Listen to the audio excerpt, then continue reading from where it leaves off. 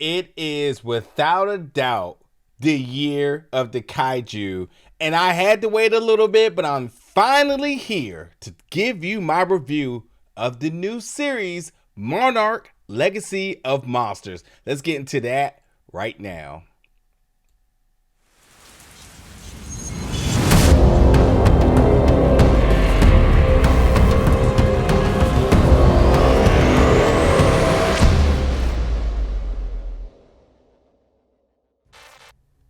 What's up, everybody, and welcome back to the channel today for another review. And today we're going to be reviewing the entire season of Monarch Legacy of Monsters, which is available right now on Apple TV Plus. I believe you all should be up to episode 4. I have watched the entire season, and oddly enough, what took me so long is that Apple kind of gave out a few episodes and a few more, and then ultimately all of them was given to press for a chance to review it. So I waited so I could check it out, all of it, because I think the last set I had was like episode 8, and it was such a cliffhanger that I was like, no, I need to wait until I can see the final 2 in order to talk about it. And yes, I had a chance to talk to some of the folks behind this project, and they also confirmed that episodes 9 and 10 would be wild. And in fact, 9 and 10 is wild. So you want to stick around. There's new episodes weekly. So the next one you'll get is December 8th, which will be episode 5. And there's 10 episodes. They're around 45 minutes to an hour each. And if you haven't watched, you want to go out the way and do so, because the first thing for me is the production.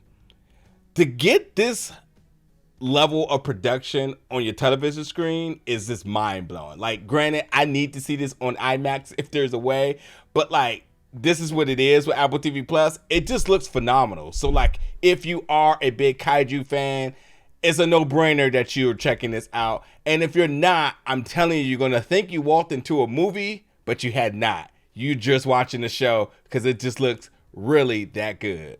But if the production wasn't a tricky thing to kind of make sense of, you look at the cast, you're like, on television? Yeah, absolutely so. Starting off with Wyatt Russell, who plays the younger version of Lieutenant Lee Shaw, who is only played by his father in Kirk Russell, who plays the adult version of Lee Shaw. Kiersey Clemens as May, Ren Wannabe as Kentaro. It's just, there's a lot of names that is involved with this project that just makes you sort of just chuckle that this is a television show. And then for all you big Godzilla fans or just the Monsterverse fans, listen, this serves as, I think the best way to put this, as anybody who's a big MCU fans and you get all those shows on Disney Plus, this is what that is. Because for one, you're getting after the events of the 2014 Godzilla film, which we know Godzilla was in San Francisco just wreaking havoc. So you're picking up there.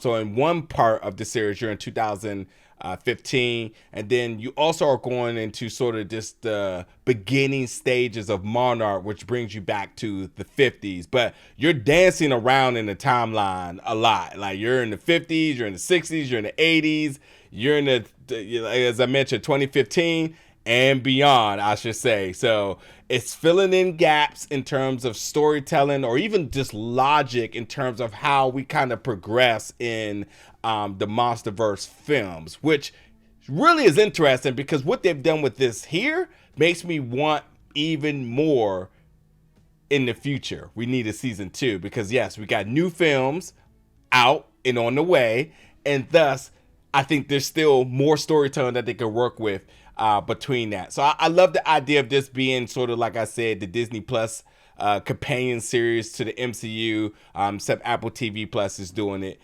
their way. And I think this will be really, really cool. But if you don't know what's going on too, just to mention now, again, it is about Monarch and just understanding the organization. There's folks that's pro-Monarch. There's people that's anti-Monarch at the same time too.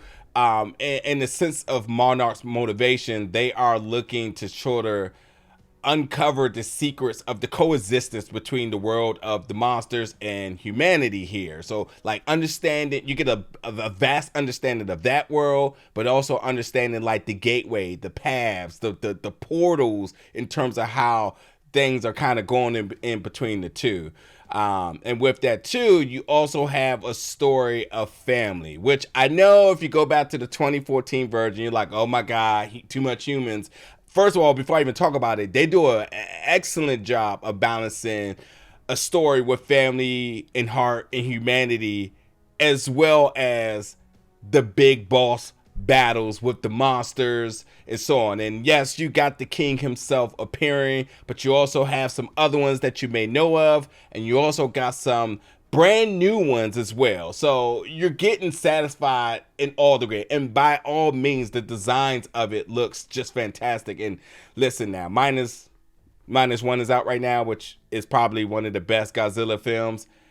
Well, without a doubt, do not slack on just how Godzilla is designed and presented on here. It looks really, really, really good. So I think at the end of the day, you will be pleased as to whatever it is that you watch with Godzilla. If you're just looking for fights, you're going to get some amazing visuals. If you're looking for like the story around it and like the existence around the monsters, you will get that. And then also too, as I mentioned, you get just Monarch, you know, this secret organization that is all about discovering the monsters and whatever their current mission is for the day. But last thing I say is, again, going back to the family aspects here, you got these two siblings following their father's footsteps to also understand their connection to Monarch. So with that, again, you're getting a balance of good storytelling, very interesting characters. I mean, Kate is one of our lead characters, and I was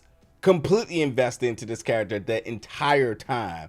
And then even with her brother, as I said, the siblings, Kataro too. I mean, understanding their dynamic and then how they eventually get on the same path in terms of what they're trying to accomplish is really, really cool. Then you throw in May in there too. Like, they really make it work. They keep all the characters interesting. And even when you have, you know, powerhouses such as like Kurt Russell on the show, and which by all means they all really work very good on screen together in terms of like their performances, but like all the characters are interesting. And I think that's a big component to this, is that from a human level you're invested, from a monster level you're absolutely invested. As I mentioned, you will get Godzilla multiple times, you will get other monsters that you're familiar with, and then you will get new monsters that you're curious about as well too. And the biggest thing I will say, sticking all the way through the end here, is this fills in the gaps here. So if you're wondering how we got from one movie to the next, it's going to show you, it's going to explain, it's going to give you the science, all those sorts of different things. I don't want to give anything away, but I mean, if you got one, if you've seen the first 4 episodes, you should have a little bit of hint, but things just don't work the same on Earth as it works within their world. So understanding that and just seeing how this leaves the potential, and certainly for the fans, the craving for more, because with these other films that's down the line and coming, I would love to continue to have this companion piece of a show that's just telling really good stories with really good, interesting characters and so on, and amazing visuals. So without a doubt, if you have not yet checked out Monarch, you want to go out the way. Yes, Monarch Legacy of Monsters. The first 4 episodes are available right now on Apple TV Plus. Episode 5 will be available December 8th, and there are 10 episodes each. Check it out, folks. Jump in the comments. Let me know your thoughts about it. And as always, stay tuned for more reviews very soon.